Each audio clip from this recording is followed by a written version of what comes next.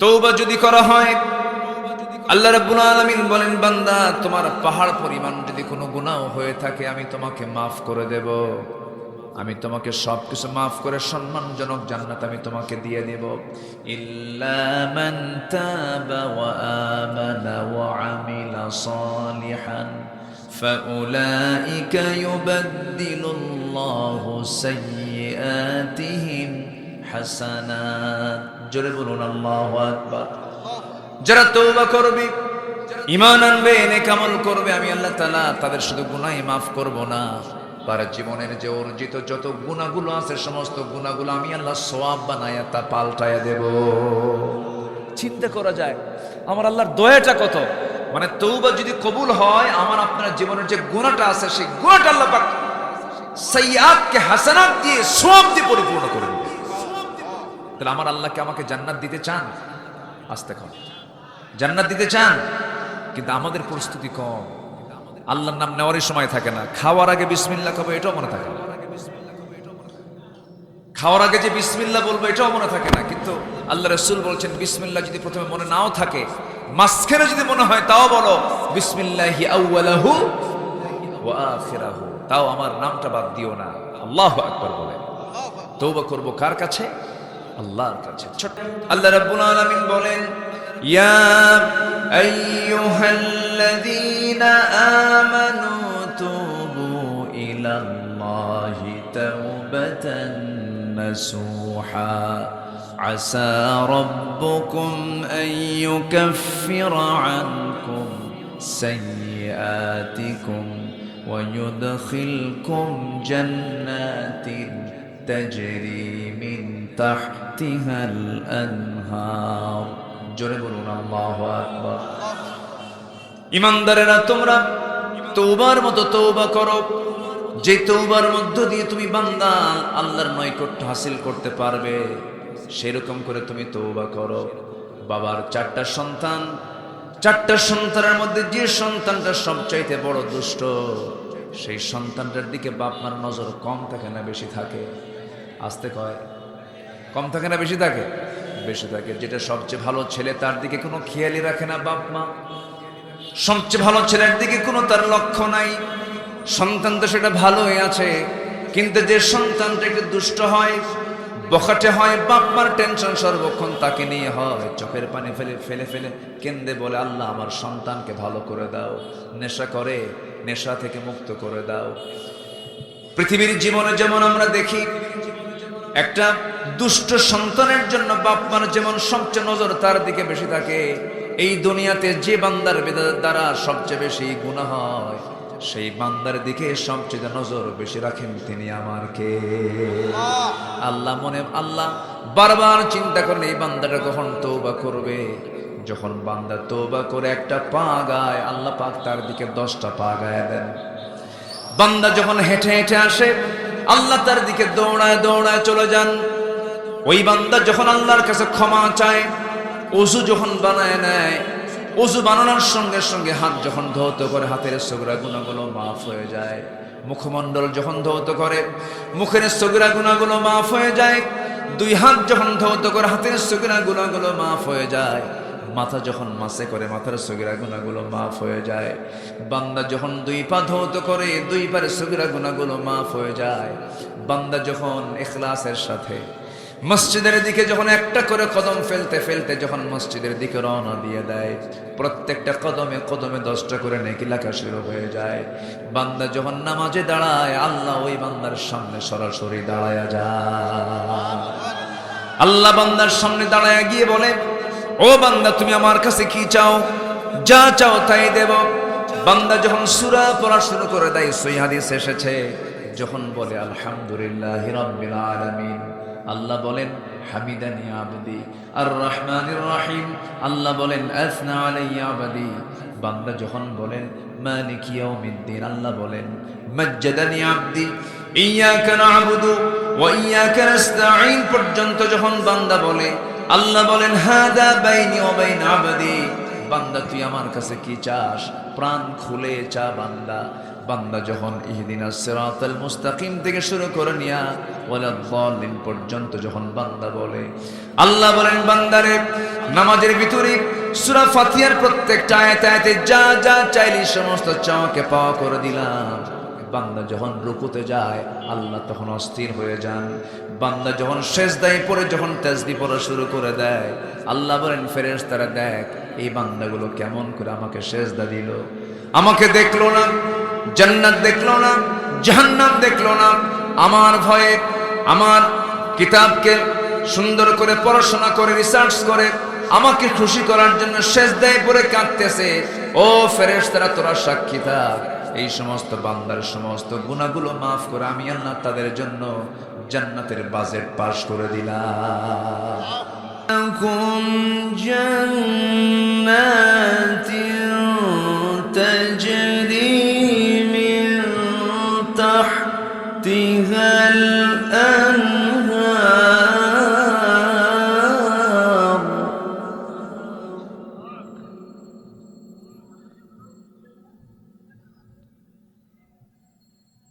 يوم لا يخزي الله النبي والذين آمنوا معه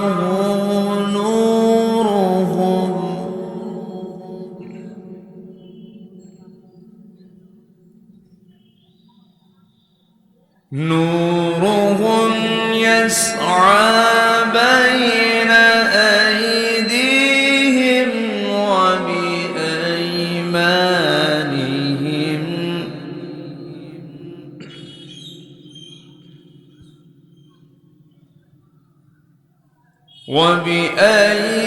وبأيمانهم يقولون ربنا أتمم لنا نورنا واغفر لنا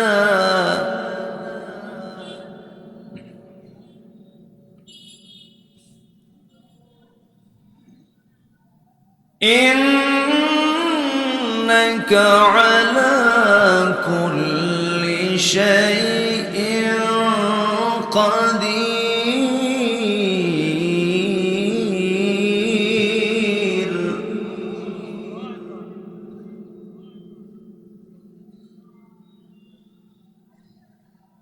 الله أكبر بسم الله الرحمن الرحيم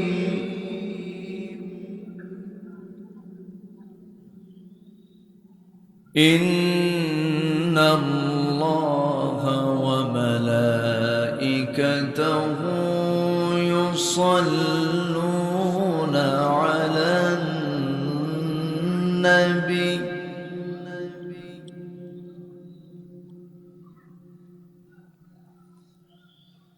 يا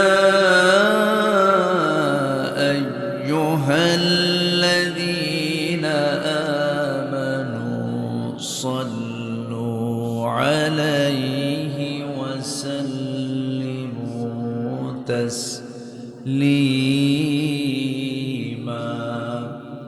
الله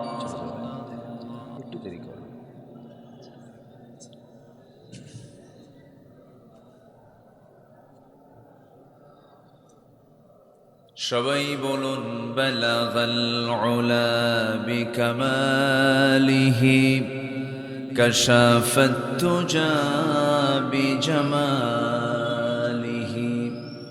হাসানাত জামিউ খিসালিহি সাল্লু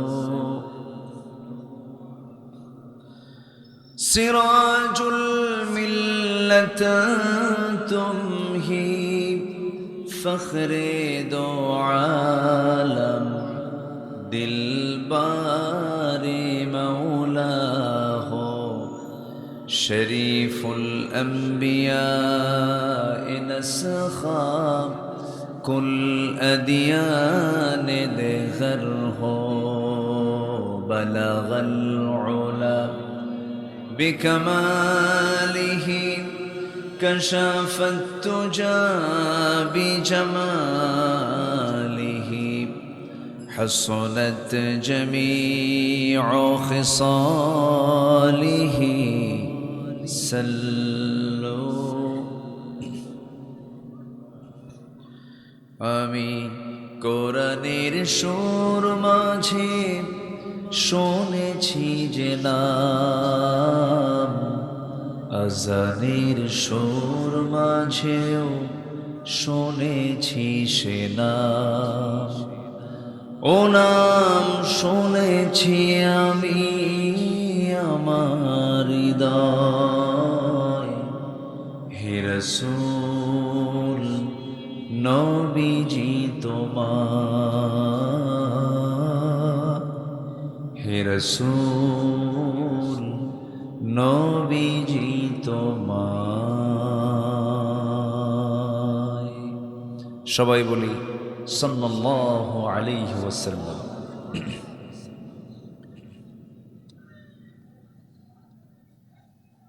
প্রাকৃতিক সৌন্দর্যের অপরূপ লীলাভূমি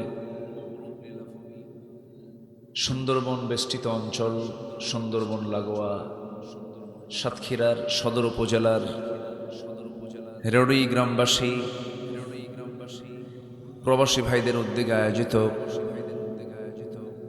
দুদিনব্যাপী তাফসীর মাহফিল সপ্তম বার্ষিকী মহৎ আয়োজনের সম্মানিত সুযোগ্য সভাপতি,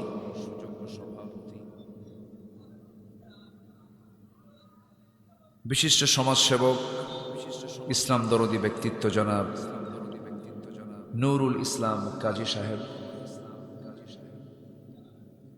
আজকের মাহফিলের বরেণ্য অনারেবল চিফ গেস্ট, প্রধান অতিথি, আমার অত্যন্ত কাছের, যিনি আমার অনেক দুঃসময় আমার অনেক খোঁজখবর নিতেন। শুনেছি তিনি অসুস্থ। বাংলাদেশ জামাত ইসলামীর কেন্দ্রীয় সাংগঠনিক সম্পাদক, সেক্রেটারি, উস্তাজুল আসাতিজা মুহাদ্দিস আব্দুল খালেক হাফিজাহুল্লাহ, আজকের মাহফিলের বরেণ্য অতিথিবৃন্দ, বিশেষ করে আমার পূর্বে কথা বলেছেন অত্যন্ত ঝাঁঝালো কণ্ঠের অধিকারী, তেজোদ্দীপ্ত উদীয়মান তরুণ, তারুণ্যের অহংকার, আমার অনুজ, হাসিমাখা মুখ, মধ্য মণিপুর জনকল্যাণ যায় মসজিদ মিরপুর ২ মসজিদের সম্মানিত সুযোগ্য খতিব, সাতক্ষীরার কৃতি সন্তান হাফিজুল কোরআন মাওলানা মুফতি আবু হাসান দোহারি, উপস্থিত আছেন হাজরাত উলামায়ে কেরাম, ফদলায়ে ইজাম, মুরব্বী সমাজ, সামনে উপস্থিত কষ্ট করে আসা দূরে কাছের বিভিন্ন স্থান থেকে তাওহীদের পতাকাবাহী, কালেমার ঝান্ডাবাহী, দ্বীন ইসলামের নরসারদুল বীর মুজাহিদ, প্রাণ প্রিয় সম্মানিত দ্বীনি ভাইরা, আড়ালে বসে আছেন সর্বগুণে গুণান্বিতা আমার শ্রদ্ধেয়া মা বোনেরা। আলোচনার সূচনায় আনুষ্ঠানিকতার মধ্য দিয়ে আমার পক্ষ থেকে আবারও দিল খোলা সালাম, আসসালামু আলাইকুম ওয়া রাহমাতুল্লাহি ওয়া বারাকাতুহু। সালামের জবাবটা খুব দুর্বল মনে হচ্ছে। দুর্বল হওয়াটা স্বাভাবিক, 12টা বাজে না, দুর্বল মনে হচ্ছে যে একটু আওয়াজ দিয়ে জবাব দেবেন, আসসালামু আলাইকুম ওয়া রাহমাতুল্লাহ। সবাই কেমন আছেন? আমাকেও প্রশ্ন করেছেন, আল্লাহ তাআলা আমাকে আপনার সাথীতে বসে রেখেছেন, আলহামদুলিল্লাহ। অসম্ভবকে সম্ভব করার যোগ্যতা একমাত্র কার? গতকাল এই সময়ে কি অবস্থা ছিল বলেন তো? দোহারি, যদিও আমার বয়স অনেক ছোট, কিন্তু আল্লাহ পাক তাকে অনেক সম্মান দিয়েছেন, মর্যাদা দিয়েছেন। মান তাওয়াদা ফাকাদ রাফাআহু আল্লাহ, যে ব্যক্তি কাউকে সম্মান দেয় আল্লাহ তার মর্যাদা বাড়ায় দেয়। কাউকে ছোট চোখে কাউকে হেয় করা এটা হারাম। সে কি জানে, সে কি বুঝে, ছোট মানুষ না। যার যে সম্মান, যার যে মর্যাদা, সে মর্যাদায় তাকে অধিষ্ঠিত করাই হচ্ছে ইমানদারদের বৈশিষ্ট্য। বলি আলহামদুলিল্লাহ। অনেক সুন্দর আলোচনা তিনি করেছেন এবং বুকে প্রচন্ড শক্তি তার। আমি শুনতেছিলাম যখন, ভাবলাম যে মাইকের কি দরকার ছিল, এটা আমি মনে মনে চিন্তা করতেছিলাম। আল্লাহ তাআলা তাকে দারাজ কণ্ঠ দান করেছেন। মানে তার আলোচনার সময় ভয় পাচ্ছিলাম যে স্ট্রোক করে কিনা। আমি খুব চিন্তায় ছিলাম। জি না, আলহামদুলিল্লাহ। এই জজবা, এই শক্তি দরকার আছে না নাই বলেন? আছে না নাই? আল্লাহ পাক আমার অনুজ, আমার স্নেহধন্য মুফতি আবু হাসান দোহারিকে আল্লাহ তাআলা তার কণ্ঠ, জবান, জেহেন, ইলম, কালাম সব কিছুতে বরকত দিয়ে ভরপুর করে দেন। জোরে বলি আমিন। সে পারে নাকি? সব পারে। মক্কার আজান, মদিনার আজান, গ্রামের আজানও পারে, সব পারে। আমি তো এত কিছু পারি না ভাই। আমি এলেম শূন্য,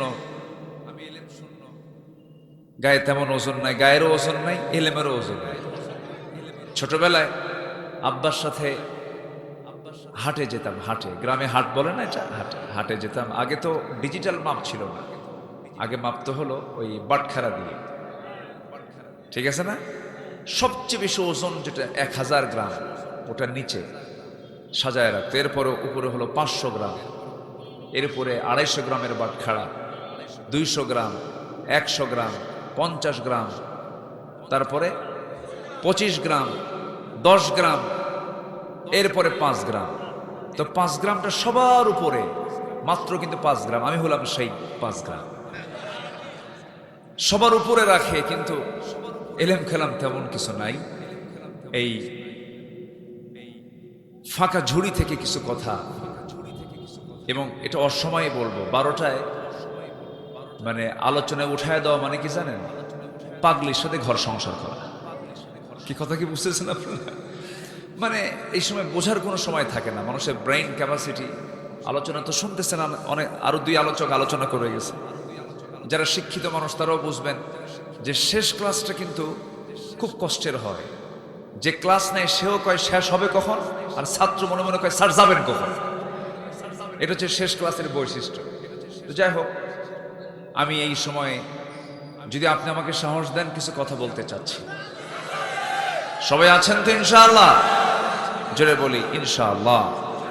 জেলার নাম কি বলেন? জেলার নাম কি? জাহান্নাম কয়টা বলেন? জাহান্নাম কয়টা? 7টা। 7টা জাহান্নাম। জেলার নাম কি? সাতক্ষীরা। চ্যালেঞ্জ হলো 7 জাহান্নামের দরজা থেকে মুক্ত হয়ে 8 জান্নাতের দরজা খুঁজতে হবে। সবাই রাজি আছেন তো ইনশাআল্লাহ? জাহান্নাম কয়টা? 7 আবওয়াব, 7টা দরজা। কিন্তু জাহান্নামের লোক সংখ্যা কিন্তু বেশি হবে, আর জান্নাতের লোক সংখ্যা কম হবে। কিন্তু জান্নাতের সংখ্যাটা বেশি এবং এরিয়াটাও বড়। সর্বনিম্ন যে জান্নাত দেওয়া হবে যাকে, সেই এরিয়াটা হবে 10টা পৃথিবীর মতো একটা জান্নাত। একটু আস্তে বলুন সুবহানাল্লাহ। 10টা পৃথিবী মানে কি বলেন? ছোটখাটো হয়েছে মনে হয় নাকি? 10টা পৃথিবীর মতো একটা জান্নাত। আর ফজরের 2 রাকাত সুন্নতের দাম হলো খায়রুদ দুনিয়া ওয়া মা ফিহা। দুনিয়া এবং দুনিয়ার মাঝে যা আছে তার চাইতে বেশি দাম। জোরে বলি সুবহানাল্লাহ। প্রতিনিয়ত কত নিয়ামত আমরা পাচ্ছি, কত কি পাচ্ছি। আমরা কোনো কিছুকে হাতছাড়া করব না, সকল নিয়ামতকে ধরতেই হবে। 7 জাহান্নামকে ক্লোজ করে 8 জান্নাতের দরজা আমাকে খুঁজে বের করতেই হবে। সেই জান্নাতের দরজা খোলার জন্য কি পড়া দরকার? আসতে বলবেন না, কি পড়া দরকার? আমরা একসঙ্গে যাই। চেহারা আপনার সুন্দর তো, সবাই চেয়ে আছে আপনার দিকে। মাশাআল্লাহ, চেহারাটা অনেক সুন্দর না? মাশাআল্লাহ, আলহামদুলিল্লাহ। ড্রেসটা অনেক সুন্দর, সব দিক থেকেই। মাশাআল্লাহ, আল্লাহ কবুল করুন, জোরে বলি আল্লাহুম্মা আমিন। খুব ভালো লেগেছে আমার। জি, অনেক সুন্দর কণ্ঠ আল্লাহ পাক তাকে দান করেছেন। তবে খুব দুঃখজনক, এই ব্যক্তিদের কোনো মূল্যায়ন বিগত 16 বছর করা হয়নি। এখন আমাদের দেখলে ডিসিএসপিরা সালাম দিয়ে বলে হুজুর দোয়া চাই, খুব ঘন ঘন দোয়া চায়। এই সাতক্ষীরাতে ভাড়ুখালী একটা এলাকায় মাহফিল শেষ করে টোটাল সাতক্ষীরার একদম টোটাল ডিবির টিম আমাকে ঘেরাও করে সেখান থেকে ধরে নিয়ে বলল হুজুর চলেন, আপনাকে এসপি অফিসে যেতে হবে, আপনাকে সালাম জানিয়েছেন এসপি সাহেব। গেলাম, যে আচরণগুলো করেছে আর আজকের আচরণ আসমান এবং জমিন তফাৎ। সেই দিন যে ব্যবহারগুলো পেয়েছে সাতক্ষীরাতে, শুধু সাতক্ষীরা না গোটা দেশেই তো একই অবস্থায় ছিল। আল্লামা সাইদি হচ্ছেন তাদের কাছে সবচেয়ে বড় আসামি। যাদের কাছে সাইদির মতো ব্যক্তি বড় আসামি হয়, তারা কোন ফেরাউন হতে পারে চিন্তা করে দেখেন। আমি কি ভুল বলছি? একমাত্র ফেরাউনই প্রেতাত্মারাই আল্লামা সাইদিকে আসামি মনে করতে পারে। একটা সুদিন আমরা পেয়েছি, বলি আলহামদুলিল্লাহ। এখন কি আমাদের কি চলছে বলেন তো? একটা সুদিন চলছে। তবে আমরা বিশ্রাম নেব না, আমরা থামবো না যতক্ষণ না পর্যন্ত আমাদের কাঙ্ক্ষিত লক্ষ্যে আমরা পৌঁছতে না পারব।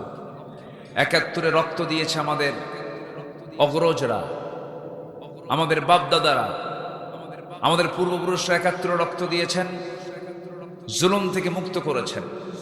2024 আমাদের সন্তানরা রক্ত দিয়ে মুক্ত করেছে স্বৈরাচার থেকে। আগামীতে আর একবার ঝাঁকি দিয়ে, রক্ত দিয়ে, তাজা প্রাণ ঢেলে দিয়ে কোরআনের রাজ কায়েম করতে হবে বাংলার জমিনে। রাজি আছেন কারা কারা? হাত উঁচু করে দেখান মুসলমান।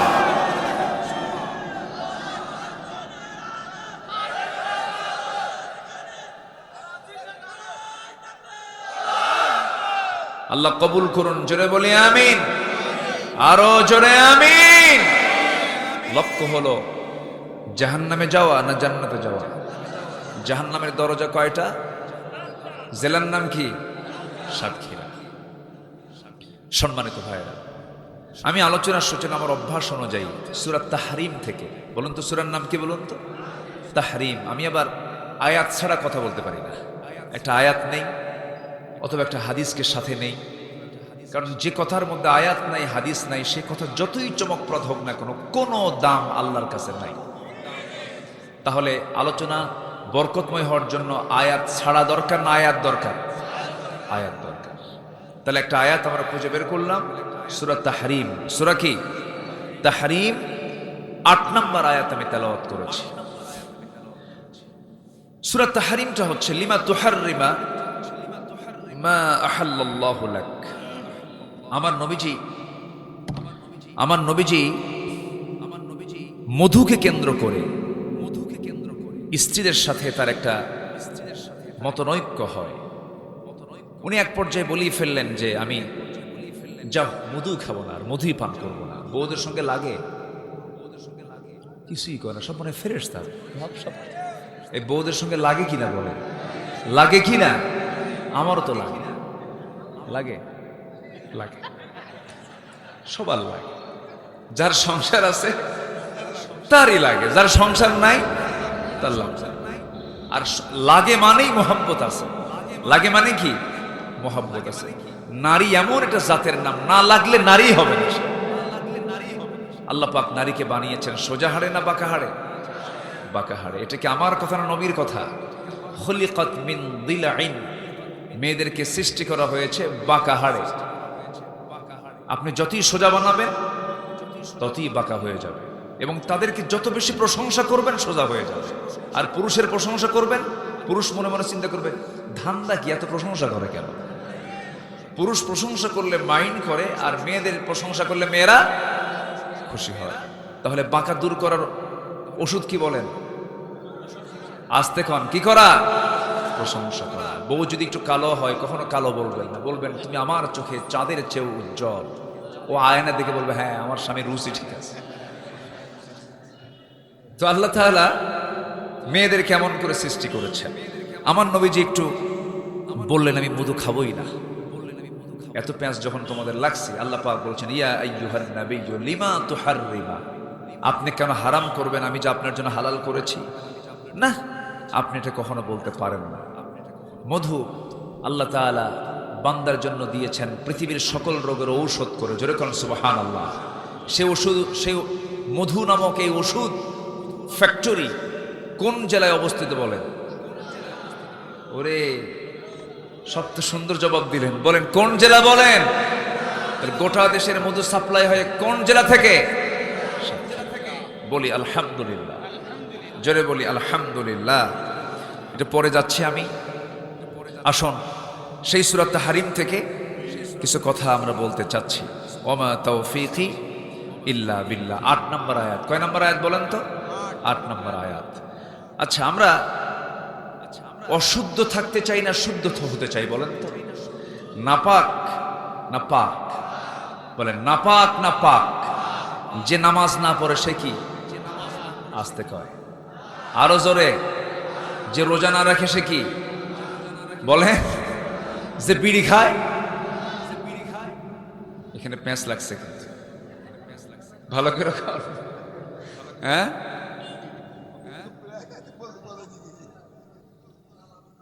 বিড়ি খাওয়া কি সুন্নতে মুআক্কাদা? এত বিড়ি খায় জাতি, এই জাতি বিড়ি খাওয়া ছাড়লো না। রাগ করতেছেন নাকি আপনারা? আবার কোন নেশা করা যাবে না। বিড়ির সাথে আগুন আছে না নাই? বিড়ির সাথে ধোঁয়া আছে না নাই? ধোঁয়া এবং আগুন জান্নাতের কোথাও খুঁজে পাওয়া যাবে না। কিন্তু ধোঁয়া এবং আগুন কোথায় থাকতে পারে বলেন তো? জাহান্নামে। আল্লাহ রাব্বুল আলামিন বলেন ইয়া আইয়ুহাল্লাযীনা আমানু তুবু ইলাল্লাহি তাওবাতান নাসুহা আসা রাব্বুকুম আন ইউকাফিরা আনকুম সাইয়্যাতিকুম ওয়া ইউদখিলকুম জান্নাতিন তাজরি মিন তাহতিহাল আনহার। জোরে বলুন আল্লাহু আকবার। ঈমানদারেরা, তোমরা তওবার মতো তওবা করো, যে তওবার মধ্য দিয়ে তুমি বান্দা আল্লাহর নৈকট্য হাসিল করতে পারবে, সেরকম করে তুমি তওবা করো। বাবার 4টা সন্তান, 4টা সন্তানের মধ্যে যে সন্তানটা সবচাইতে বড় দুষ্ট, সেই সন্তানটার দিকে বাপ মার নজর কম থাকে না বেশি থাকে? আসতে কয় কম থাকে না বেশি থাকে? বেশি থাকে। যেটা সবচেয়ে ভালো ছেলে তার দিকে কোনো খেয়ালই রাখে না বাপ মা।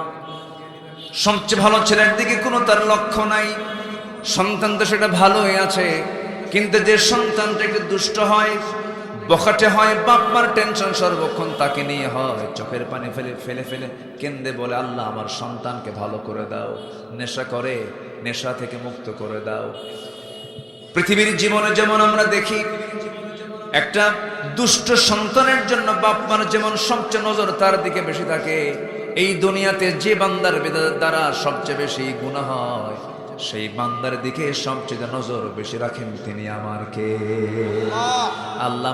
আল্লাহ বারবার চিন্তা করেন এই বান্দাটা কখন তওবা করবে। যখন বান্দা তওবা করে একটা পা গায়, আল্লাহ পাক তার দিকে 10টা পা গায় দেন। বান্দা যখন হেঁটে হেঁটে আসে, আল্লাহ তার দিকে দৌড়ায় দৌড়ায় চলে যান। ওই বান্দা যখন আল্লাহর কাছে ক্ষমা চায়, ওযু যখন বানায় নেয়, ওযু বানানোর সঙ্গে সঙ্গে হাত যখন ধৌত করে, হাতের সগরা গুনাহগুলো মাফ হয়ে যায়। মুখমণ্ডল যখন ধৌত করে, মুখের সগরা গুনাহগুলো মাফ হয়ে যায়। 2 হাত যখন ধৌত করে, হাতের সগরা গুনাহগুলো মাফ হয়ে যায়। মাথা যখন মাসে করে, মাথার সগীরা গুনাহগুলো মাফ হয়ে যায়। বান্দা যখন 2 পা ধৌত করে, 2 পার সগীরা গুনাহগুলো মাফ হয়ে যায়।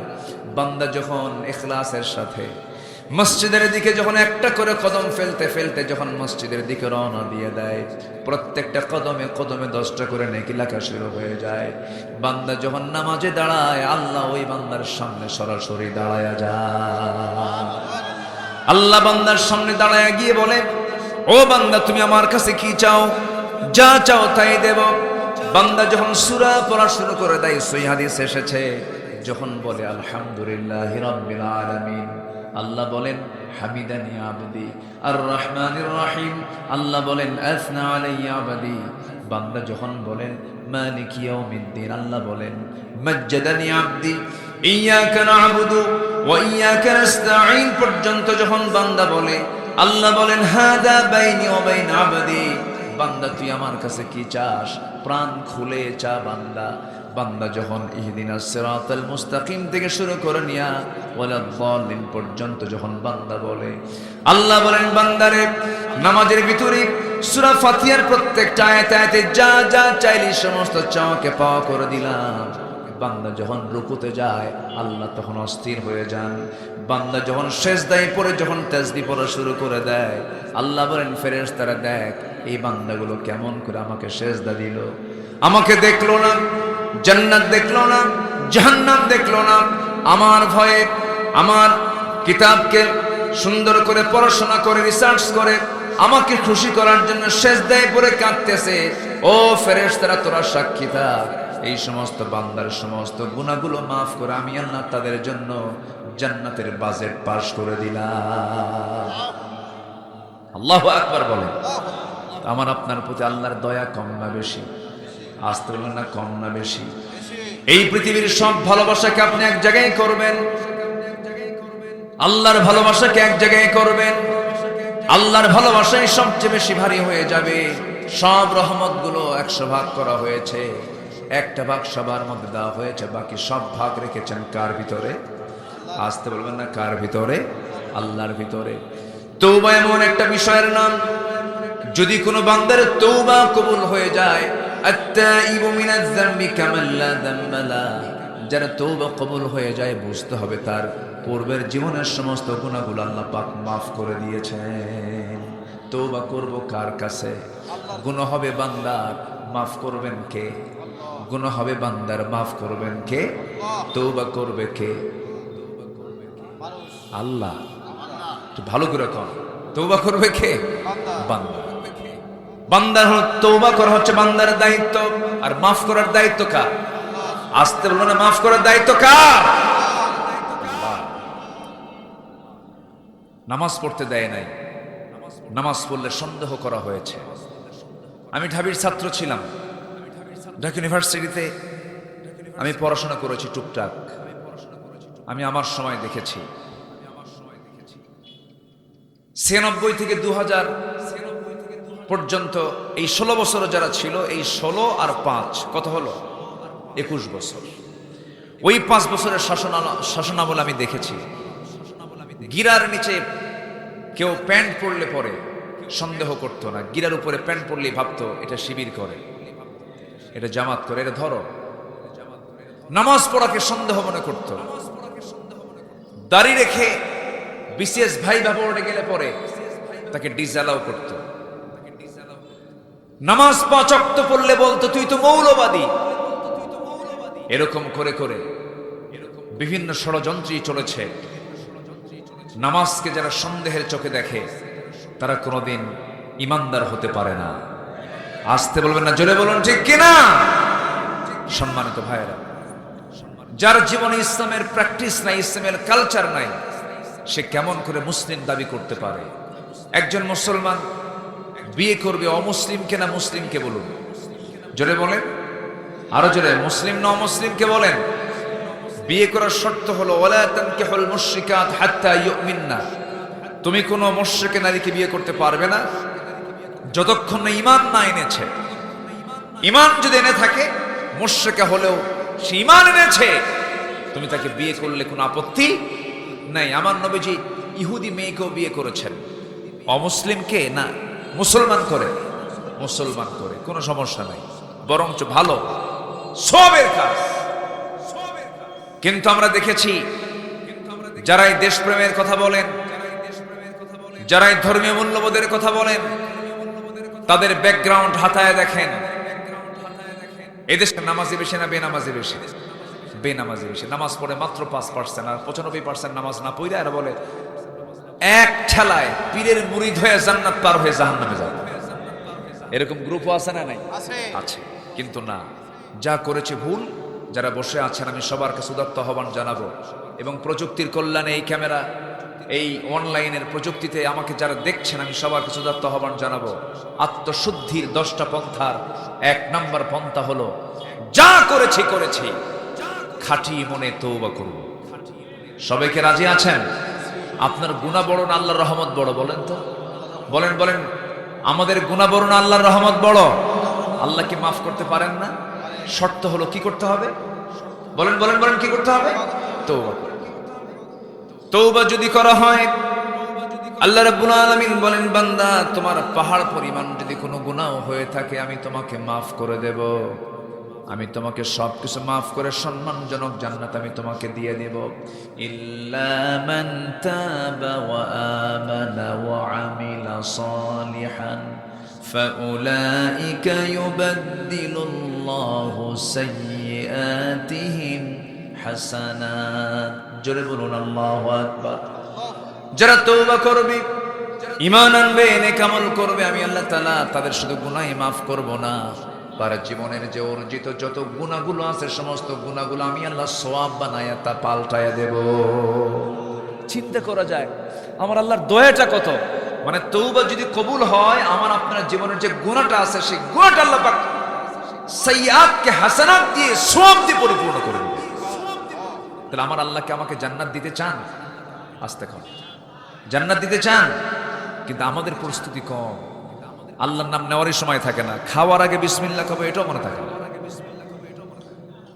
খাওয়ার আগে যে বিসমিল্লাহ বলবো এটাও মনে থাকে না। কিন্তু আল্লাহ রাসূল বলছেন, বিসমিল্লাহ যদি প্রথমে মনে নাও থাকে, মাঝখানে যদি মনে হয় তাও বলো বিসমিল্লাহি আউয়ালাহু ওয়া আখিরাহু, তাও আমার নামটা বাদ দিও না। আল্লাহু আকবার বলে তওবা করব কার কাছে? আল্লাহর কাছে। ছোট্ট একটা ইতিহাস মনে পড়লো আমার নবীজির সময় কোন এক নারী, কোন এক মহিলা জেনার কাজে লিপ্ত হয়ে গেছে। মাহফিলে কি মা বোন আসছে? মায়েরা আসছে, মাশাআল্লাহ, আলহামদুলিল্লাহ। আপনাকে অনেক সুন্দর লাগতেছে। আপনি কাজী সাহেব তো না? মানে কাজী মানে পদবী যেটা আপনাদের এলাকার, আলহামদুলিল্লাহ।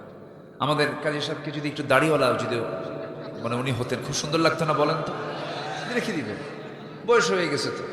মাশাআল্লাহ, মাশাআল্লাহ, রাখবেন না? ইনশাআল্লাহ রাখতে হবে। সবাই কি মনে করেন আপনারা?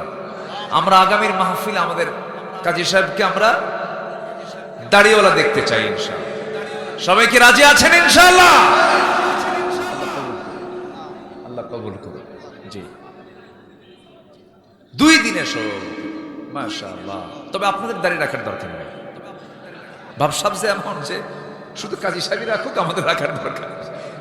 আমরা সবাই দাড়িওয়ালা হব। জোরে বলি ইনশাআল্লাহ।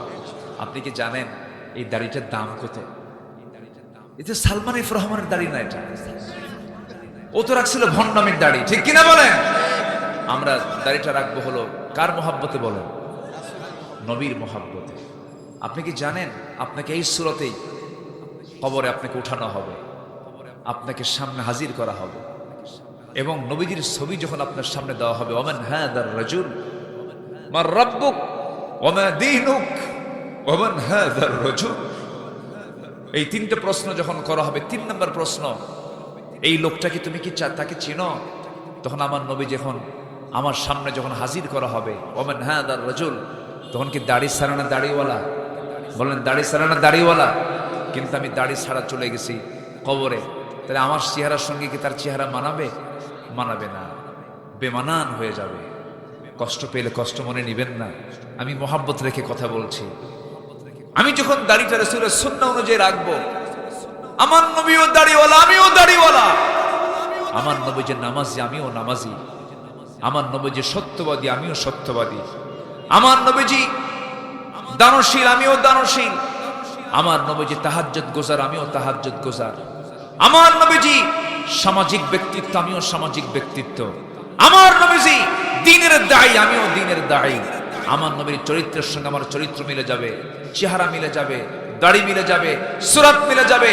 সেই সময় আমার চোখ দিয়ে পানি বের হবে, আর বলবো, হ্যাঁ নবীজুনা মুহাম্মদ সাল্লাল্লাহু আলাইহি ওয়াসাল্লাম। এই 3টে প্রশ্নের জবাব দাও মানে জান্নাতের সমস্ত সুঘ্রাণ কবর থেকে পাওয়া শুরু করে দেব। জোরে বলে সুবহানাল্লাহ। আল্লাহ কবুল করুন, আল্লাহ কবুল করুন। একটা মহিলা সাহাবীর কথা মনে হলো আমার মায়েরা, একটু কান লাগান, একদম মনোযোগ দিয়ে কথাটা শুনবেন। আপনার একটা কথা আপনার জীবনকে চেঞ্জ করে দিতে পারে। এটা তো আমার কথা না, সাহাবে কেরামদের জীবন থেকে ছোট্ট একটা ইতিহাস আমার মনে পড়ল। সেই মহিলা সাহাবী নবীর কাছে এসে হাউমাউ করে কাঁদলেন। আমার নবীজি বললেন, মহিলা কাঁদো কেন? ইয়া রাসূলুল্লাহ, বড় একটা ভুল করে ফেলেছি, বড় একটা অপরাধ করে ফেলেছি। কি করেছো বলো? এত বড় দোষ করেছি যার শাস্তি দুনিয়াতে বেঁচে থাকতে পারবো না। কি করেছো বলো? ইসলামের শাস্তি তিনটা গুনাহ, তিনটা অপরাধ করলে পরে তার বাঁচার কোনো অধিকার নাই। কয়টা অপরাধ বলেন? তিনটা অপরাধ মনে রাখবেন। কতলুন নাফস, যদি কেউ কাউকে হত্যা করে ইসলাম তাকে হত্যার নির্দেশ দিয়েছে। এরকম হত্যাকারী আমার দেশে মনে হয় নাই। 16 বছরে, এই 16 বছরে 60,000 মানুষকে খুন করা হয়েছে। 60,000। প্রতিটি হত্যার বিচার বাংলার জমিনে হতে হবে। ফেরাউন মেরেছিল হলো 40,000। ফেরাউন মারছিল কত? তাহলে এটা কমছে না বাড়ছে? এটা বাড়ছে। ফেরাউন মেরেছিল কেমন জানেন? ওটা আবার আরেক পাষাণ, মার পেট চিরে বের করতো ছেলে সন্তান। ইউযাব্বিহুনা আবনাআকুম, ছেলে সন্তানগুলোকে জব করত। ওয়াস্তাহইয়ুনা নিসাআকুম, মেয়ে সন্তানগুলোকে জিন্দা রাখত। ফেরাউন তার ক্ষমতাকে পাকাপোক্ত করার জন্য 40,000 শিশুকে হত্যা করেছিল। ফেরাউন পৃথিবীতে বেঁচে ছিল হলো 1600 বছর, আর এরা 60,000 মেরে বেঁচে ছিল হলো 16 বছর। সংখ্যার কি মিল দেখছেন? সংখ্যারও মিল আছে, চরিত্রেরও মিল আছে। যারা মানুষকে হত্যা করে রাজনীতি করে তারা সবগুলো ফেরাউনদের প্রেতাত্মা। আপনি জানেন একটা মানুষের জীবনের দাম কত? আল্লাহ তাআলা নিজে বলছেন, কোরআনে বলছেন, ফাকাতালান নাস জামিআ। যে ব্যক্তি একটা মুসলমানকে, যে ব্যক্তি একটা মানুষকে হত্যা করলো, সে যেন গোটা পৃথিবীর সকল মানুষকে হত্যা করলো। কত বড় অপরাধ না? কত বড় অপরাধ! একটা মানুষকে মেরে ফেলা মানে গোটা পৃথিবীর মানুষকে মেরে ফেলা। কার কথা? আল্লাহর কথা। ইসলাম তিনটা অপরাধকে একদম ক্ষমার অযোগ্য বলেছে। ইসলাম বলেছে তাদেরকে মেরে ফেলতে হবে। নাম্বার 1 হচ্ছে যদি কেউ কাউকে খুন করে ফেলে, খুন করলে তার কোনো ক্ষমা নাই। নাম্বার 2 হলো যদি কেউ জেনা করে ফেলে, কিন্তু সেই জেনাটা হতে হবে বিবাহিত অবস্থায়। যদি কেউ জেনা করে ফেলে তার শাস্তি হলো পৃথিবীতে বাঁচার কোনো অধিকার নাই। আর যদি কোনো অবিবাহিত যুবক যুবতী যদি জেনার কাজে লিপ্ত হয়ে যায়, তার শাস্তি হলো মিয়াতা জালদা, 100 দোররা মারতে হবে। সেটাকে ঘরে না বাইরে? আসতে কোন কেন? ঘরে না বাইরে? একা কিনা সব লোক ডেকে, সব যুবকদেরকে ডাক দিয়া এই যুবককে মারতে হবে 100 দোররা। ও দেখলেই যেন ওর মনে হয় ওরে বাপরে বাপ, এ কি মায়ের এটা! কি কথা কি বুঝতেছেন আপনারা? ইসলাম কি সুন্দর করে বলে। আমি এগুলো মক্কায় কিছু পানিশমেন্ট দেখেছি, জেদ্দায় এটা কতলের দৃশ্য দেখলাম। একদম গোটা জেদ্দাবাসীকে ডাকছে, জেদ্দাবাসীকে ডেকে সামনে কাজীও চলে আসলো। কাজী আরবিতে কাজী মানে হলো জাস্টিস, বিচারপতি। বসলো চেয়ারে, জমটুবি পড়ায় দিল। কি বলে কি যে মারে জল্লাদ, জল্লাদ চলে আসলো। আগে তাকে তালকিন পড়ানো হলো, কালিমা পড়ানো হলো, আল্লাহর বিধান তো বিধান পড়ানো হলো, সবকিছু পড়ানো হলো। ওই আয়াতটা পড়া হলো যে আয়াতে এই শাস্তির বিধান আছে, সে আয়াতটা তেলাওয়াত করা হলো। ফারজুমুহুমা নাকালাম মিনাল্লাহ, মানে তাকে যে পাথর মেরে শেষ করা অথবা কতল করা, এই আয়াতটা পড়ানো হলো। এরপরে একদম তরবারির একটা আঘাতে মস্তকটাকে ছিটকে ফেলে দেওয়া হলো এবং চতুর্দিকে আওয়াজ হলো আল্লাহু আকবার। সবচেয়ে বড় তিনি কে? সবচেয়ে বড় তিনি কে? আজকে জেনার শাস্তি ইসলাম দিয়েছে। আমার দেশের আইনজীবী কিছু আছে বলে এগুলো কোন আইন হলো? এত পাশবিক আইন। এই সমস্ত আইন চলতে পারে না। জুতা পেটা করা দরকার এই বেয়াদবদের, ঠিক কিনা বলেন? আমাকে সৃষ্টি করেছেন কে? বিধান দিয়েছেন কে? বান্দার অকল্যাণ কল্যাণ কোনটা ভালো কোনটা মন্দ সবচেয়ে বেশি বুঝেন তিনি আমার কে? আল্লাহর আইনের ভিতরে যে হাত দেবে তার ঈমান আছে না গেছে? কিন্তু আমার দেশে জেনার কি কোনো শাস্তি আছে? জেনা করে ধরা পড়ছে, জেনার শাস্তি কি জানেন? 100 টাকা জরিমানা। কত জরিমানা বলেন? 100 টাকা জরিমানা। আমার দেশের জেনার শাস্তি হলো 100 টাকা জরিমানা। ইসলাম বলে দিচ্ছে তাকে শেষ করে দাও। নাম্বার 3 হলো ওই সমস্ত ব্যক্তিকে পৃথিবীতে রাখার কোনো অধিকার নাই কারো, যারা দিন থেকে বের হয়ে যাবে, মুরতাদ হয়ে যাবে, আল্লাহর বিরুদ্ধে কথা বলবে, নবীর বিরুদ্ধে কথা বলবে। আমার বন্ধুগণ, নবীর বিরুদ্ধে, আল্লাহর বিরুদ্ধে আজ পর্যন্ত আমার দেশে একজন দুজন নয়, ডজন ডজন নাস্তিক আল্লাহর বিরুদ্ধে, নবীর বিরুদ্ধে কথা বলেছে। একটারও এ পর্যন্ত কোনো শাস্তি দেওয়া হয় নাই। বরঞ্চ নববধূর মতো 90-এর দশকে তাসলিমা নাসরিনকে বাইরে বের করে দেওয়া হয়েছে। এরকম করে বহু নাস্তিককে সম্মান করে তাদেরকে ট্রান্সফার করে দেওয়া হয়েছে, কাউকে শাস্তি দেওয়া হয় নাই। কিন্তু আজকে যদি একটা জিনাকারের, একটা মুরতাদির, একটা খুনির যদি জিনার, খুনির, মুরতাদের যদি শাস্তি যদি ঢাকার 0 পয়েন্টে সবার চোখের সামনে যদি বাস্তবায়ন করা হতো, আল্লাহর কসম করে বলি, এই সমস্ত শাস্তির বিধান কার্যকর হলে পরে গোটা জমিন থেকে সমস্ত অন্যায় কাজ অবশ্যই বন্ধ হয়ে যেত। ঠিক কিনা বলেন? আমার নবীর সামনে একজন মহিলা সাহাবী এসে বললেন, ইয়া রাসূলুল্লাহ, আমি এমন গুনাহ করে ফেলেছি, আমার শাস্তি হলো আমার দুনিয়াতে বাঁচার অধিকার নাই। রাসূল বললেন, কি করেছো? আমি জিনা করে ফেলেছি। না, তুমি করো নাই। হুজুর, আমি জিনা করে ফেলেছি। না, তুমি করো নাই। হুজুর, আমি জিনা করে ফেলেছি। 3টি বার রাসূল মানা করলেন। মহিলা বলছেন, হুজুর, আমি জানি আপনার মধ্যে দয়া কাজ করছে, কিন্তু দয়া দেখায় কি লাভ হবে? আমি চাই না জাহান্নামে চলে যাই। আমি চাই না জিনার কাতারে আমি কিয়ামতের দিন দাঁড় হয়ে যাই। আমি চাই এর শাস্তি দুনিয়ার জিন্দেগিতেই হয়ে যাক। ইয়া রাসূলুল্লাহ, আপনি আমার উপর আইনটা কার্যকর করে দেন। আমার নবীজি বলছেন, মহিলা, জেনা যে করেছো, জেনার ফলে তোমার পেটে বাচ্চা আসছে নাকি? বাচ্চা আসছে।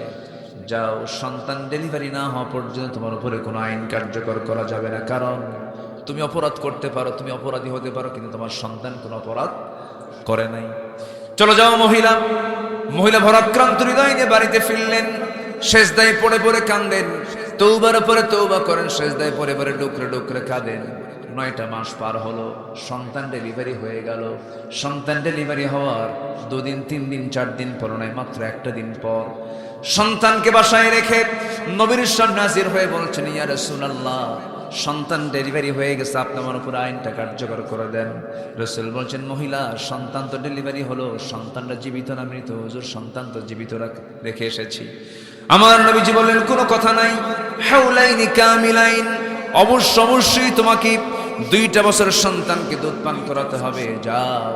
মহিলা বাড়িতে চলে যাও। হুজুর, আমি বাঁচবো তার গ্যারান্টি। রাসূল বললেন, আমি তোমার জন্য দোয়া করে দিলাম। একটা প্রশ্ন করতে চাই, বলুন তো, আমার নবী আসামি ধরার জন্য কি কোনো পুলিশ পাঠানো লাগছে নাকি? পুলিশ পাঠানো, কোনো জেলখানার প্রয়োজন হয়েছে নাকি? কোনো গোয়েন্দা লাগে নাই, কোনো পুলিশ লাগে নাই, জেলখানার প্রয়োজন হয় নাই। আসামি নিজে হাজির হয়েছে বিচারপতির সামনে, একমাত্র কেবলমাত্র কার ভয়ে? জাতি ভালো হবে কার ভয়ে? জাতিকে শিক্ষা দিতে হবে কার ভয়ের শিক্ষা? আল্লাহর ভয়ের শিক্ষা দিতে হবে। মানুষ ভালো হয়ে যাবে। আল্লাহর ভয়ে ছাড়া মানুষ ভালো হবে না। প্রশাসনের ভয় দেখিয়ে মানুষকে ভালো করা যাবে না। খুন কখনো বন্ধ হবে না। ওমরে ফারুক রাদিয়াল্লাহু তাআলা আনহু প্রথম খলিফার আমলে 2টা বছর তিনি মদিনার বিচারপতি ছিলেন। মদিনার বিচারপতি, তিনি প্রধান বিচারপতি ছিলেন। 2টা বছর 24 মাস তিনি বিচারপতির দায়িত্ব পালন করলেন। বিচারপতির দায়িত্ব যেদিন তার শেষ হয়ে গেল, আফসোস করে বলছেন, ওমর রে, তোর কপালটা এমন, 2টা বছর আমি ওমর মদিনার বিচারপতির দায়িত্ব পালন করলাম, কিন্তু একটা বিচারও করতে পারলাম না, একটা রায় দিতে পারলাম না। কারণ একটা মামলা, 2 বছর একটা মামলা তার কোর্টে হাজিরা হয় নাই, একটা মামলাও জমা হয় নাই। জোরে কোন সুবহানাল্লাহ। একটা মানে বিচারালয় আছে, আদালত আছে, কিন্তু কোনো আসামি কোনো আসামি নাই। কার ভয়ে? আসতে বলবেন না, কার ভয়ে? আল্লাহর ভয়ে। এখন আমার দেশে কোর্ট কাছারিতে আসামি কম না বেশি? আসামি কম না বেশি? এটা কি ভালো লক্ষণ? না। বিগত 16 বছর সবচেয়ে কম ছিল না, সবচেয়ে বেশি ছিল। নিরপরাধ মানুষগুলোকে অত্যাচার করা হয়েছে, জুলুম করা হয়েছে। আমাকে 2018 সালে ধরে নিয়ে গেছে, ধরে নিয়ে থানায় জমা দিয়া, পরে হ্যান্ডকাফটারকে লাগায়া বললো, হুজুর, নির্বাচনের আগে তো একটু জেল টেল খাটেন, নির্বাচন শেষ হয়ে যাক। কি শেষ হয়ে যাক? নির্বাচন শেষ হয়ে যাক। জেলখানায় ঢুকলাম, কোনো দোষ নাই, কোনো অপরাধ নাই। এরকম করে রাস্তার ফকিরকে পর্যন্ত ধরে নিয়ে গেছে। মানে একটা মামলা হয়েছে, আসামের শর্ট, ফকির ধইরা ওই কোটা পূরণ করছে। এই হচ্ছে অবস্থা। তো 3 মাস আমি জেলখানার মধ্যে ঢুকলাম। যেদিন প্রথম দিন, বিশাল বড় ফটকের ভিতর দিয়ে ঢুকলাম। ঢোকা মাত্রই দেখি আমার এক পরিচিত এক মুরব্বী, বয়স 80 থেকে 85 বছর হবে, আমার দিকে তাকায়, আমাকে দেখে লম্বা একখান সালাম দিয়ে বলে, হুজুর আপনি জেলখানায় ঢুকছেন? খুব খুশি হলাম। বলেন তো জেলখানায় ঢুকলে কি খুশি হওয়ার কথা? বললাম খুশি কেন আপনি? কে বাবাজি ওয়াজ শুনতে যাই আপনার, অনেক দূর থেকে ওয়াজ শুনি, বহুবার চেষ্টা করেছি আপনার সঙ্গে মুসাফা করব, একটু মুআনাকা করব, একটু গল্প করব, একটাবার চান্স পাই না। আল্লাহ আমার কত সুন্দর সহজে মিলাই দিয়েছে। দোয়া করি আপনি জেলখানায় থাকেন।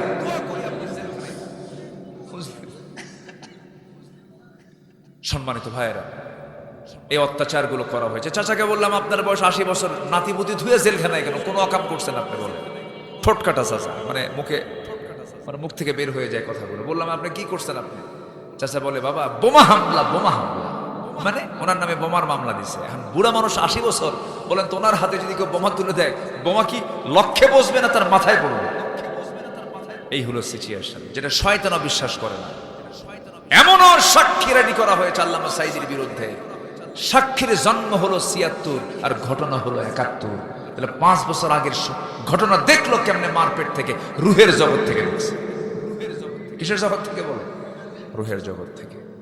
সম্মানিত ভাইয়েরা, সম্মানিত বন্ধুগণ, আমার নবীজির আদালতে আসছে, পুলিশ ধরা লাগে নাই, জেলখানা লাগে নাই, সোজা চলে আসছে। কার ভয়ে?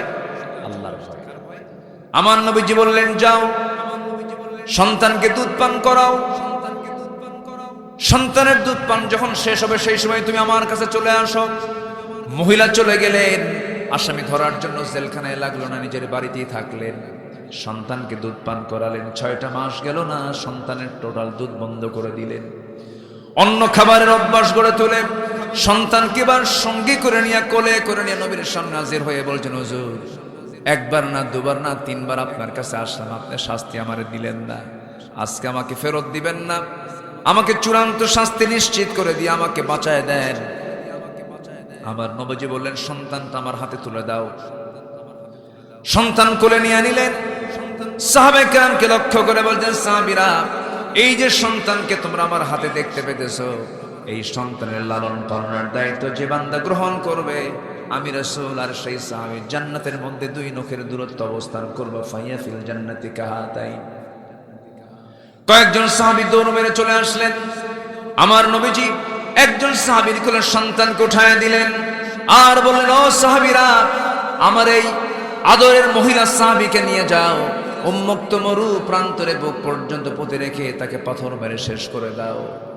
যখন বুক পর্যন্ত পুঁতে রাখা হলো, পর্দার নিয়ম রক্ষা করে তাকে কাপড় দিয়ে ঢেকে দেওয়া হলো। সাহাবায়ে কেরাম যখন পাথর মারতেছিলেন, এর মধ্যে একজন সাহাবী সাইয়েদনা আলী পাথর যখন মারছিলেন, ওই মহিলার শরীর থেকে কয়েক ফোঁটা রক্ত ছিটকেসে তার হাতে লাগলো। রক্তগুলোকে দেখলেন, নাপাক রক্ত মনে করে নাসিকা কঞ্চিত করলেন, নাক শিকায় তুললেন। সঙ্গে সঙ্গে নবীর কাছে গিয়া কি কথার যখন পুনরাবৃত্তি করে বলছেন, হুজুর ওই মহিলাকে যখন পাথর মারতেছিলাম, ওই মহিলার কিছু রক্ত আমার হাতে এসে নাপাক রক্ত ছিটকে পড়েছিল। রাসূল বলছেন, ও আমার আলী, তুমি কার রক্তকে নাপাক রক্ত বলো? তুমি কি জানো এই রক্তটা জমিনে স্পর্শ হওয়ার পূর্বে মহান রব্বুল আলামিন তাকে জান্নাতের মেহমান বানায় নিয়েছেন। সুবহানাল্লাহ বলবেন না? কিসের কারণে? তওবা। কিসের কারণে বলেন? তওবা। সভাপতি সাহেব চলে গেলেন, আসলে অনেক রাত হয়ে গেছে, আমি কষ্ট দিচ্ছি আপনাদের মনে হয় না? সবাই আছেন তো ইনশাআল্লাহ? আপনি আসেন, একটু আসেন, সামনে আসেন, সামনের কাতার পূরণ করুন, কাতার সোজা করুন, আসেন। নামাজে বলেন এই কথা, উনি যখন আসবেন এরপর আবার বসে পড়বেন। জি বসেন, আলহামদুলিল্লাহ, আসেন বসে পড়েন। জি আসেন বসেন।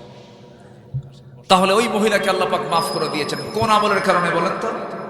বলেন কোন আমলের কারণে? তওবা। আত্মশুদ্ধির জন্য, নিজের নফসের শুদ্ধতার জন্য পন্থা হলো 10টা। কয়টা বলেন তো? 10টা। এর চলতেছে কয় নাম্বার বলেন? তওবা করা। কয় নাম্বার চলতেছে? আরো আছে কয়টা? নুরু। ওয়াজ কি শেষ না শুরু? ঠিক আছে না? অনেক রাত হয়ে গেছে। আলহামদুলিল্লাহ, আপনারা বসে আছেন, আমি খুবই আনন্দিত।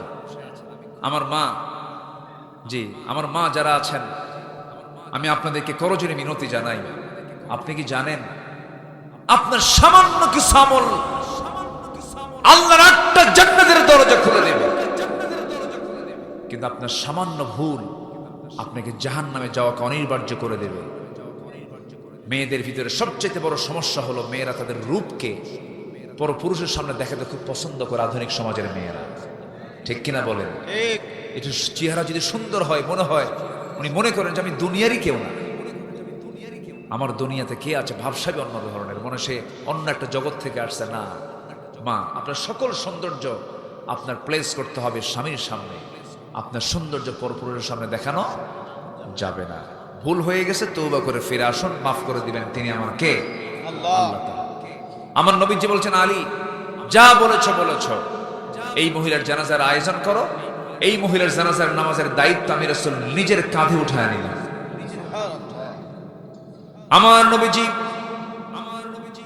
জানাজার প্রান্তরে চলে গেলেন, জানাজা শুরু করলেন, জানাজা শেষ করে ফেললেন। আমার নবীজি কাঁদা কাঁদা কণ্ঠে সাহাবে কেরামকে লক্ষ্য করে বলছেন, সাহাবীরা, কিছুক্ষণ পূর্বে যে মহিলার জানাজা আমরা পড়লাম, যে মহিলার জানাজা আমরা শামিল হলাম, আমি রাসূল নিজে তার জানাজার নেতৃত্ব দিলাম। এই মহিলার জীবনের শেষ সময় পর্যন্ত 24 ঘন্টার ম্যাক্সিমাম টাইম সেজদায় পড়ে যে পরিমাণ তওবা করেছে, যে পরিমাণ চোখের পানি ফেলে যায় নামাজ ভিজে ফেলেছে, এই মহিলার সেই তওবা যদি মদিনার 70 জন গুনাহগারদের মাঝে যদি বন্টন করে দেওয়া হতো, প্রত্যেককেই মাফ করে আল্লাহ রাব্বুল আলামিন তাদের 70 জনকে জান্নাত দিয়ে দিতেন। আমার বন্ধুগণ, সেই জন্য নফসের শুদ্ধতার জন্য, আত্মশুদ্ধির জন্য 1 নম্বর কাজ হলো খাঁটি মনে তওবা করা। খাঁটি মনে আমরা তওবা করব। আজকে ফজর থেকে শুরু করব, জীবনের নামাজ 5 ওয়াক্ত ছাড়ব না। রাজি আছেন কারা কারা? 5 ওয়াক্ত নামাজ পড়বেন কারা কারা? একটু হাত তুলে দেখেন না, জোরে বলি ইয়া আল্লাহ, আরো জোরে বলি ইয়া আল্লাহ, ইয়া রহমান। আমাদেরকে 5 ওয়াক্ত সালাত নামাজ আদায় করার তৌফিক তুমি আল্লাহ দিয়া দাও। জোরে বলি আমিন, আরো জোরে আমিন, আরো জোরে আমিন। নাম্বার 2, 10টা যে আমি আক্ষরিকভাবে শেষ করে দিচ্ছি, খুব ব্যাখ্যায় যেতে পারবো না। নাম্বার 2 হলো নামাজের প্রতি যত্নবান হওয়া, যেটা আমি একটু আগে বলেছি। নামাজের প্রতি আমরা অযত্ন হব না যত্ন নেব? বলেন তো, যত্ন নেব। জাহান্নামে যাওয়ার 1 নম্বর কারণ কি বলেন? বলেন, নামাজ। জাহান্নামে যাওয়ার 1 নম্বর কারণ কি? আবার জান্নাতে যাওয়ার 1 নম্বর কাজ কি? নামাজ। এবং ঈমানদারের 1 নম্বর কাজ কি? নামাজ। কাফের এবং মুমিনের মধ্যে পার্থক্য সৃষ্টি করে কি? নামাজ। চরিত্রহীন এবং চরিত্রবানের মধ্যে পার্থক্য কি বলেন? নামাজ। খুব কষ্ট দিয়ে ফেলতেছে আপনাদের। আচ্ছা, নাম্বার 2 হলো সালাতের ব্যাপারে যত্নবান হওয়া।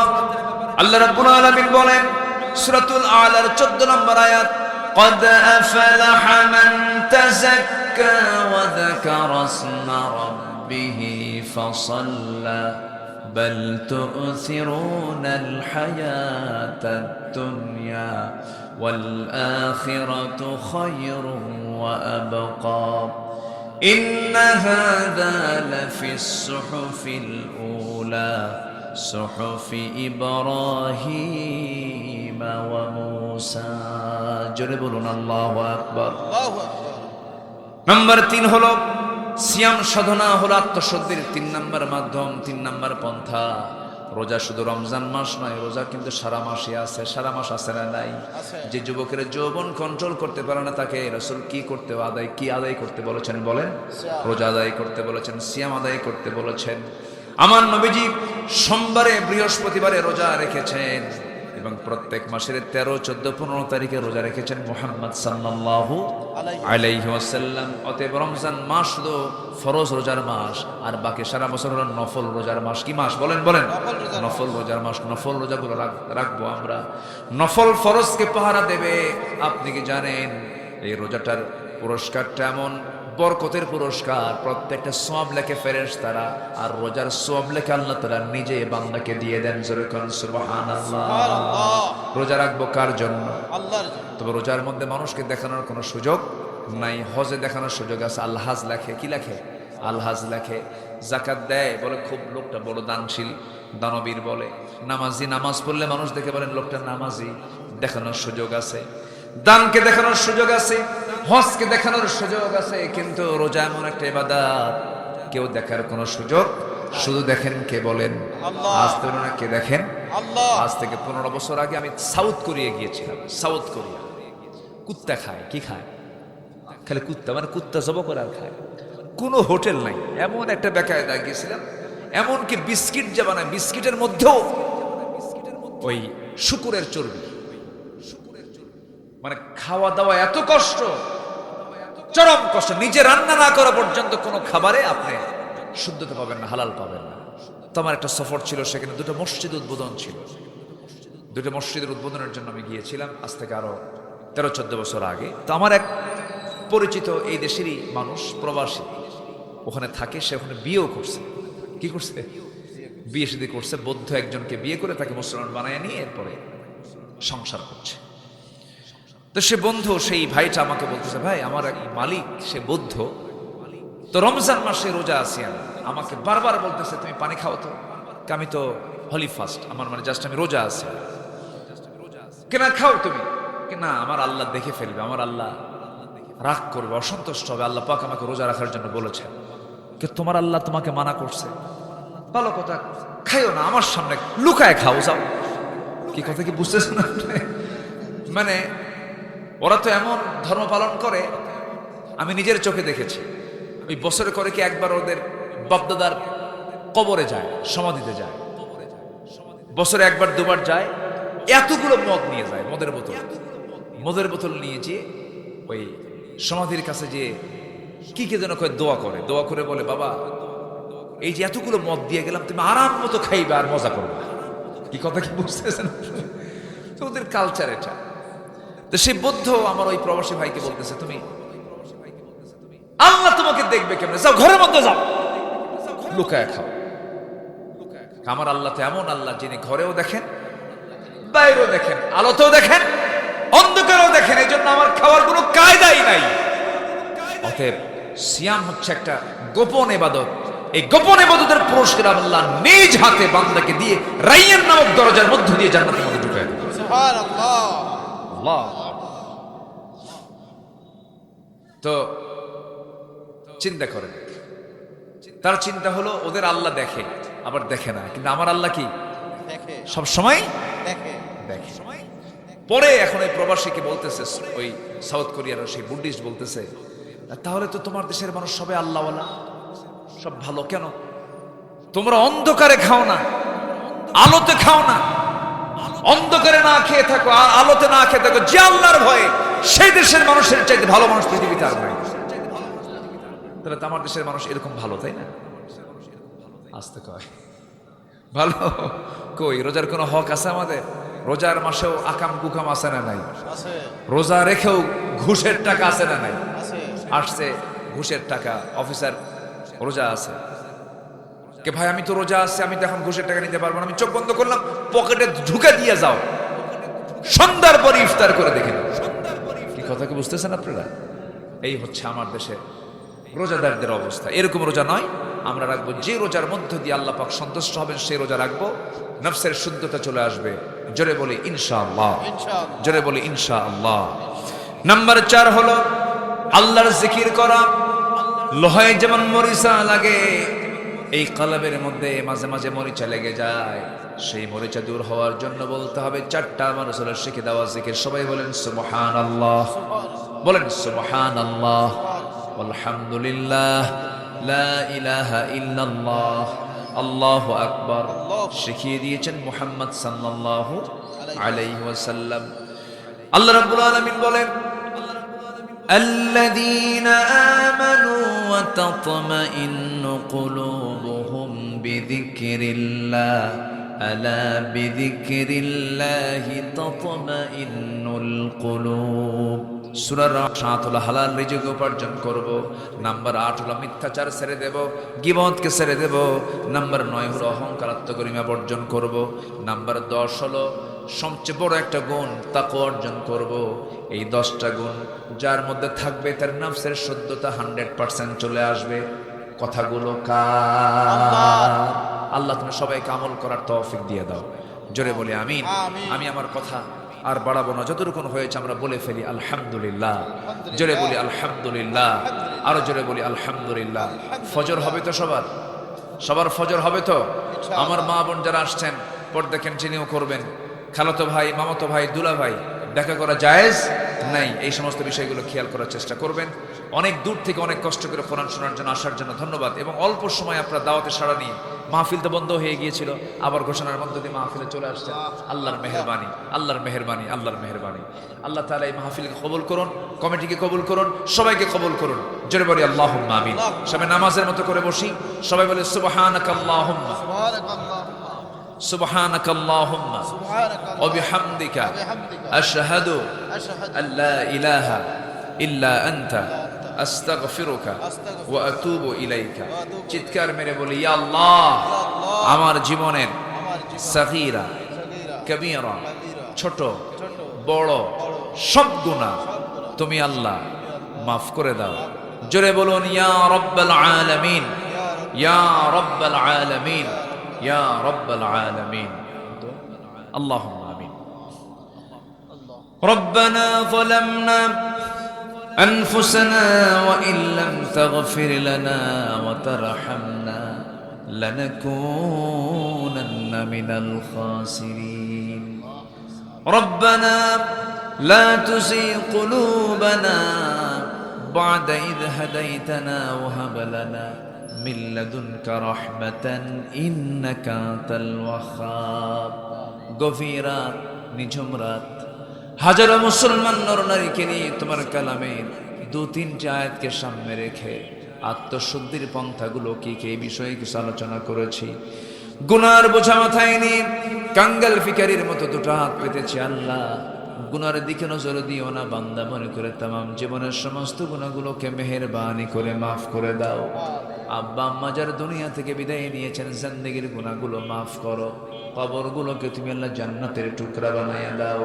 আব্বা আম্মার জন্য কি দোয়া তাও শিখিয়ে দিয়েছো, আওয়াজ দিয়ে ঠোঁটটা নড়ায় নড়া আমার সঙ্গে সবাই বলুন রব্বিরহামহুমা কামা রব্বায়ানি সগীরা।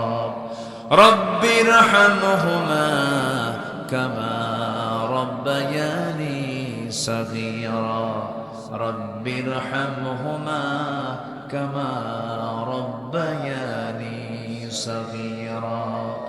আল্লাহ তাআলা বিশেষ করে মাহফিলটার আয়োজন করলেন যারা, শোনার জন্য কষ্ট করে আসছেন যারা, বিনিময়ে কিয়ামতের কঠিন ময়দান, যেদিন কেউ কাউকে চিনবে না, এমনকি মা সন্তানকে পর্যন্ত স্বীকার করে বসবে, যেদিন মানুষ কাঁদতে কাঁদতে চোখের পানিগুলো পড়ে যাবে, চোখ থেকে রক্ত বের হওয়া শুরু হয়ে যাবে, সেই কঠিন মুসিবতের দিন এই মাহফিল সবার জন্য নাজাতের মাধ্যম তুমি আল্লাহ বানায়া দিও। তোমার বান্দাগুলোকে নিয়ে এমন সময় হাত তুলেছি, ও আল্লাহ, পৃথিবীর মানচিত্রে সবচেয়ে বড় মজলুম জনপদ ফিলিস্তিন, মেহেরবানি করে ফিলিস্তিনকে তুমি আল্লাহ ইহুদি মুক্ত করে দাও। বাইতুল আকসাকে তুমি আল্লাহ মুসলমানদের হাতে তুলে দাও। আয় আল্লাহ তাআলা 180 কোটি মুসলমানের জন্য আল্লাহ একটা অমর দুনিয়াতে পাঠায়া দাও। আয় আল্লাহ তাআলা, তোমার সন্তুষ্টি আমরা কামনা করি, তোমার রাজি আমরা কামনা করি। আল্লাহ, মেহেরবানি করে সেই পথে নিও না যে পথে নিলে পরে চিরভ্রান্তি হয়ে যাবে। তোমার সঠিক পন্থা, তোমার সঠিক পথে, সেই সঠিক পন্থায় চলার তৌফিক আল্লাহ তুমি আমাদের সবাইকে দিয়ে দাও। দুনিয়া থেকে কোন দিন বিদায় নেব জানি না রে আল্লাহ, যেদিন মরে যাব টান মেরে ঘর থেকে বের করে দেবে, জীবনের শেষ গোসল হয়ে যাবে রে, মরা মুখ সব দেখে দেখে চলে যাবে, টেনে হেঁচে কবরের দিকে নিয়ে চলে যাবে। কবরে শোয়া দেবে, বাঁশ চাপা দেবে, মাটি চাপা দেবে, 24 ঘন্টা যাবে না, মাথার চুল খসে খসে পড়বে। 3 দিন যাবে না রে, চামড়াগুলো গলে গলে পোকার পেটের খাবার হয়ে যাবে। 7 দিন লাগবে না, পেটের নারী বেরি সব চোখ মুখ কান নাক দিয়ে বের হয়ে কিম্ভূত কিমাকার চেহারা হয়ে যাবে রে। কত শখের বন্ধু পর হয়ে যাবে। কত প্রাণপ্রিয় কলেজার টুকরা সন্তানগুলো সব পর হয়ে যাবে। বউটা সারা জীবন একসঙ্গে ছিলাম রে, দাম্পত্যমে জীবন কাটিয়েছি, মরার সঙ্গে সঙ্গে পর হয়ে যাবে। এই তো দুনিয়ার নিয়ম রে আল্লাহ, তোমার পছন্দের বান্দা না হওয়া পর্যন্ত মরণ দিও না আল্লাহ। কোন দিন মরণের ডাক আসবে জানি না, সে অন্তিম সময় যখন চলে আসবে জবানে জারি করে দিও লা ইলাহা ইল্লাল্লাহু মুহাম্মাদুর রাসূলুল্লাহ। আসসালামু আলাইকুম ওয়া রাহমাতুল্লাহি ওয়া বারাকাতুহু।